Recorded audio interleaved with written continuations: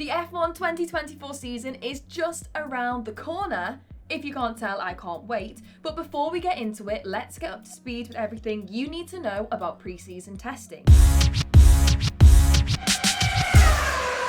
We'll start off with the basics. What is F1 testing and where is it held?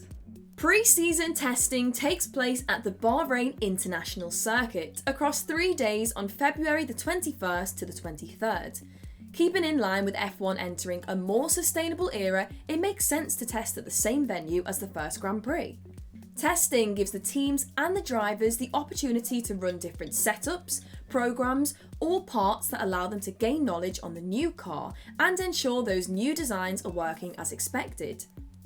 You may see FlowViz paint, usually applied to the front wing or the side pod, and that is used to determine aerodynamic performance. As the car travels at high speeds, the paint moves in conjunction with the airflow, allowing the teams to see the airflow direction. You may also see aero rakes, which do a similar job with the focus being on the wheels or the front wing. Aero rakes show the airflow on the car as opposed to the airflow direction coming off the car. Taking this data into account, the teams can then make aerodynamic improvements. The testing process is crucial for every single member of an F1 team. It will be the driver's first time out of the simulator and into the cockpit of a brand new machine, so free practice track time is much needed. The engineers will collate data across the 3 sessions to ensure it matches with the data taken from the computer simulations and the wind tunnel testing.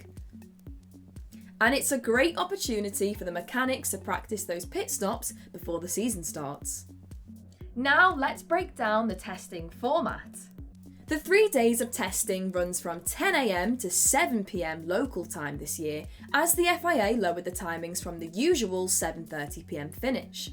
There is an hour break at 2 PM each day to separate the 2 4-hour track sessions, and this results in a total testing time of 24 hours. And teams are only allowed to run one of their cars on the track at a time. A lot of data is taken from the testing sessions, but does it tell us everything we need to know? Not really, and let me tell you why. It may be tempting to believe the timesheets from the testing sessions, but there are a range of different variables such as tyre compounds and setups that affect lap times. And with fuel loads and engine modes usually being unknown, it is quite difficult to paint the full picture of the competitive order ahead of the season start. And let's not forget sandbagging, a term used when a team hides their car's full potential. A car will appear slower than expected due to a number of reasons, such as carrying a heavier fuel load than they need to, avoiding soft tyres, using different engine settings, or even the drivers lifting off mid-lap.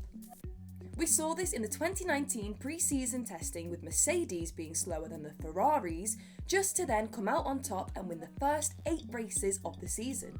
That's everything that you need to know about the 2024 F1 pre-season testing sessions. Let us know in the comments below who you're rooting for this season and who do you think's going to come out on top in testing.